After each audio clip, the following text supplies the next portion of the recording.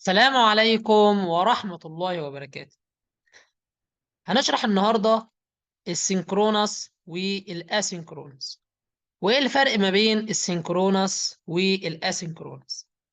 عايزك تركز معايا في التوبيك اللي هنشرحه، لان احنا هنشرح توبيك مهم جدا جدا، وهيتبنى عليه حاجات كتير قدام. بالاضافة ان بنسبة كبيرة جدا لو دخلت انترفيو هتتسأل في النقطة دي: ايه هو السينكرونس وايه هو الاسينكرونس وايه الفرق ما بين الاتنين. بنسبة كبيرة جدا هتتسأل السؤال ده، يعني سؤال انترفيو مشهور جدا. طيب، تعالى كده نفهم المثالين من واقع عملي شوية. لو انا جيت دلوقتي هديك مثال بسيط. الاول هديك مثال على السينكرونس. السينكرونس يعني هديك مثال كده. لو انا عندي مكنه اي تي ام، هفترض دلوقتي ان انا في عندي مكنه اي تي ام وفي طابور كده.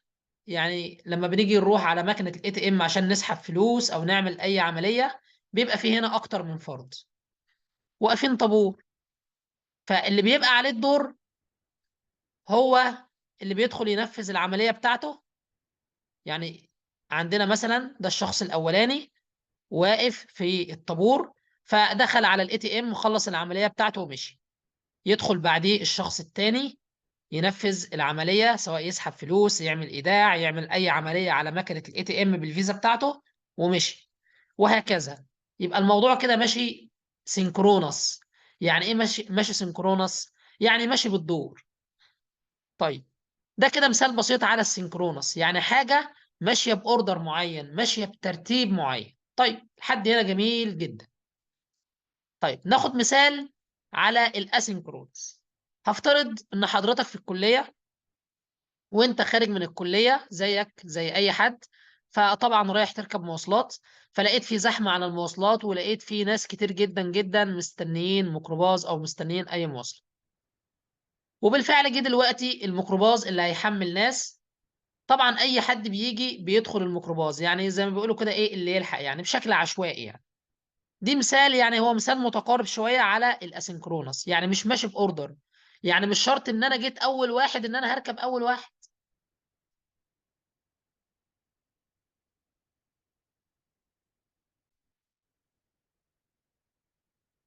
خلينا دلوقتي نبعد عن المثالين اللي احنا قلناهم، ونشوف في الكود الموضوع ده بيتم ازاي، ونشوف في الجافا سكريبت الموضوع ده بيتم معايا ازاي. طيب، لو انا جيت دلوقتي عرفت اكتر من متغير، وهقول له هنا let الاكس مثلا، او let الايه بيساوي وليكن أي رقم، وليكن 10. وهعرف متغير تاني ليتل بي وليكن ب20. وهعرف متغير تالت ليتل سي وليكن ب30. لو أنا جيت دلوقتي وقلت له لو سمحت console دوت لوج، يعني اطبع لي في الكونسول قيمة الايه، اطبع لي في الكونسول قيمة الايه. فممكن اقول له هنا ان الايه بيساوي بالشكل ده كده. وهاجي بعد كده اطبع قيمة البي، وهطبع السي. ايه اللي هيحصل معايا؟ هتتوقع ايه اللي هيحصل معايا؟ طبعا هنا اقول له بي، وهاجي هنا اقول له سي. انا عايز اعرف الكود ده شغال ايه، شغال سينكرونس ولا شغال اسينكرونس. طيب، ببساطة خالص الكود ده هيشتغل معايا سينكرونس. يعني ايه سينكرونس؟ يعني شغال من التوب للبوتوم، هينفذ لي الكود من اللاين الاول لللاين اللي بعده وهكذا. يعني اول حاجه خلاص احنا عرفنا في الميموري انا عندي فاريبل اسمه A في قيمه ب10، وفاريبل اسمه B جواه قيمه ب20، وفاريبل اسمه C جواه قيمه ب30. هنيجي بعد كده على اللاين ده console دوت log، يعني لو سمحت اطبع لي في شاشه الكونسول او في الكونسول عندي ان الايه قيمتها ب10. طيب جميل، يبقى دي كده اول حاجه هتنطبع معايا. بعد كده البي قيمتها ب20، جميل جدا. بعد كده السي قيمتها بايه؟ السي قيمتها ب30. ويلا بينا نروح نشوف ايه اللي هيظهر معايا.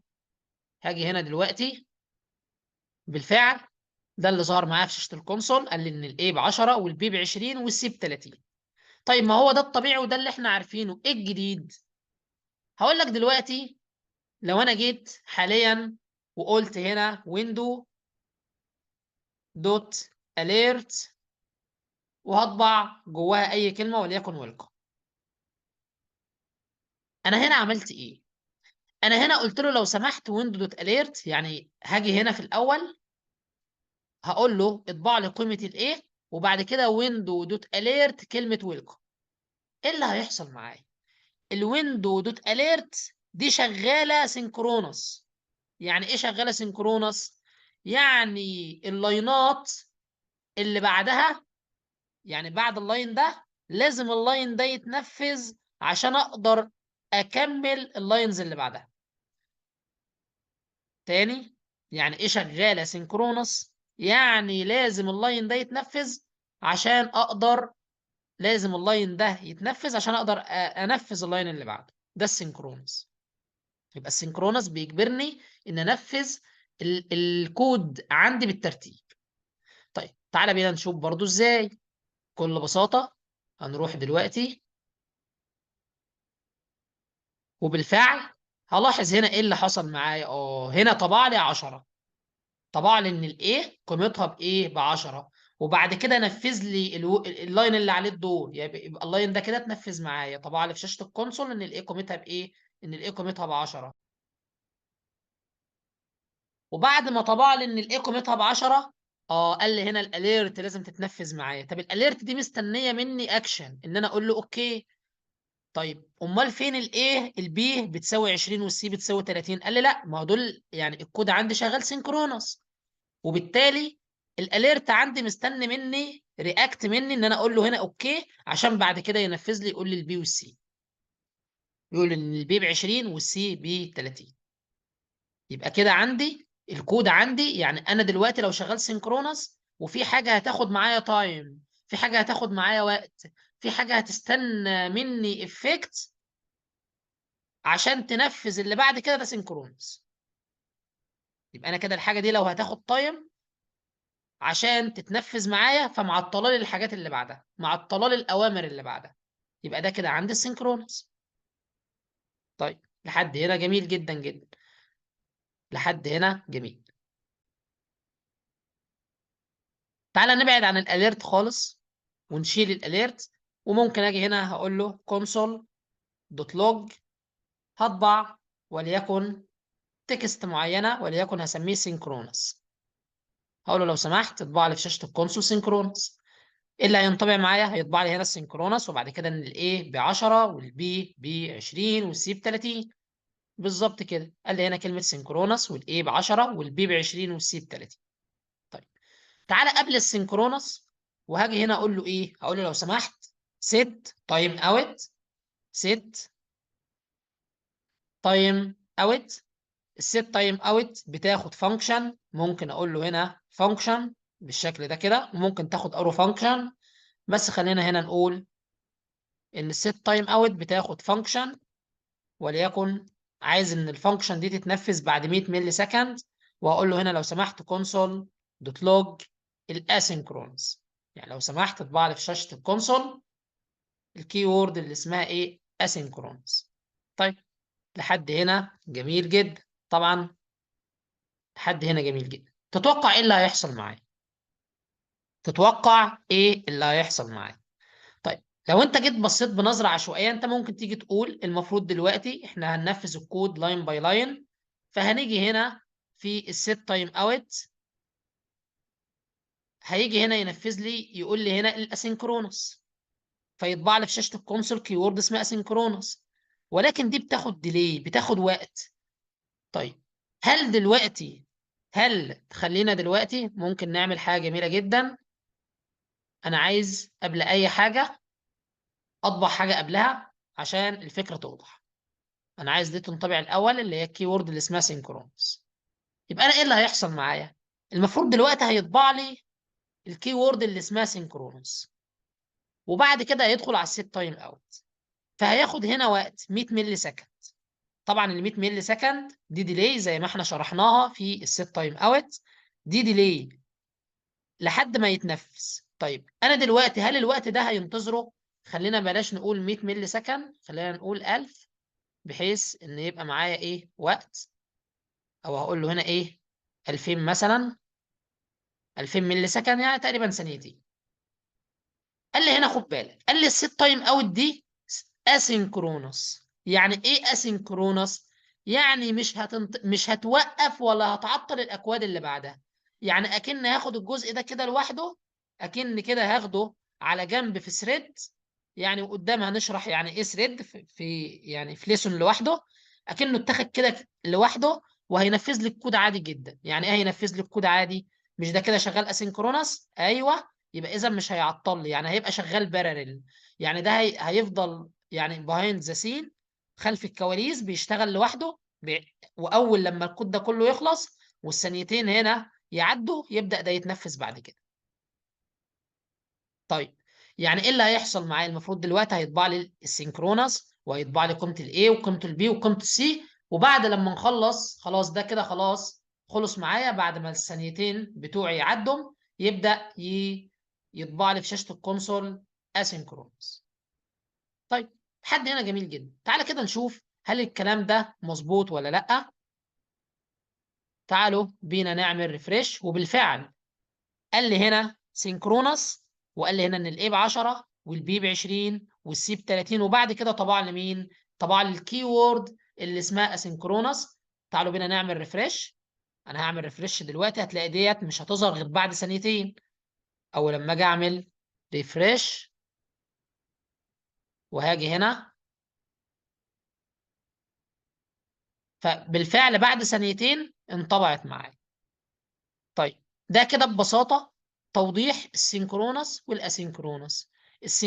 السينكرونس ده الكود بيتنفذ من الطوب للبوتون.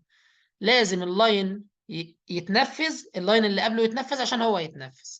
يعني انا دلوقتي بينفذ لي السينكرونس لاين باي لاين، وهكذا. الاسينكرونس لا، ده ممكن ياخد بيطلع لوحده كده بره في ثريد وما بيعطلش الشغل اللي بعده. زي ما شفنا هنا في الاليرت، الاليرت عطل لي الاكواد اللي بعدها لحد ما مستني رياكشن مني ان اقول له مثلا اوكي او اضغط له على البوتن. طيب لحد هنا جميل جدا. تعالى بقى اديك كده تاسكايه كده بسيطه، وعايزك انت تقول لي ايه الاوتبوت اللي هيظهر معايا. عايزك تقول لي ايه الاوتبوت اللي هيظهر معايا. طيب خلينا نشيل الكود ده خالص، ونشيل ونيجي هنا نقول له شيل هنا كونسول لوج. وعايز هنا اقول له لو سمحت كونسول، ممكن اجي هنا اقول له ان قيمه الايه بيساوي 100، واقول له هنا قيمه البي بيساوي 200، قيمه السي بيساوي 300. واجي هنا اقول له لو سمحت كونسول دوت لوج، يعني اطبع لي قيمه الايه. عايز دول برضو تاني، هقول له هنا اطبع لي قيمه الايه،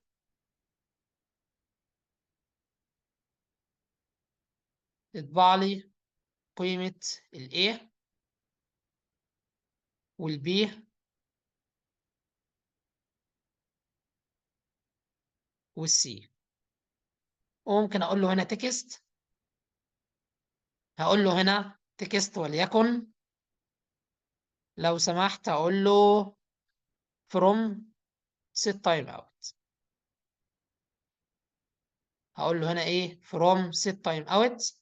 وممكن هنا اقول له ان الايه، او خلاص خلينا كده نقول له هنا ايه from set time out. ايه اللي هيتنفذ هنا معايا؟ انا عايز اعرف، انا دلوقتي انت دخلت انترفيو وجالك كود زي ده كده، وقال لك لو سمحت قول لي ايه الاوتبوت بتاعي. طيب عايزك تفكر فيها كده وتشوف ايه الاوتبوت اللي هيطلع معايا. طيب تعالى بقى كده نشوف. انا عندي هنا ايه set time out. set time out زي ما احنا عارفين دي شغاله اسynchronous، هتتاخد لوحدها كده بره في ثريد ومش هتعطل لي الكود بتاعي، فهيبدا ينفذ لي الكود عادي جدا. يعني دلوقتي هيطبع لي قيمة الايه، قيمة الايه بكام؟ اول حاجة هيطبع لي ان الايه ب 10، بعد كده البي ب 20، بعد كده السي بكام؟ ب 30، بعد كده السي بكام؟ السي ب 30. حلو قوي.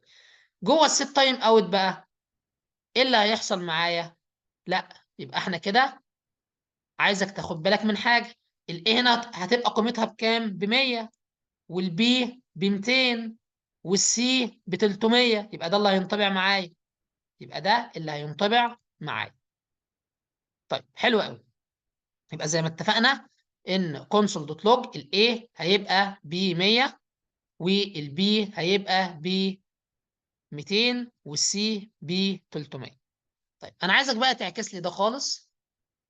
انا عايز اخد دول يبقى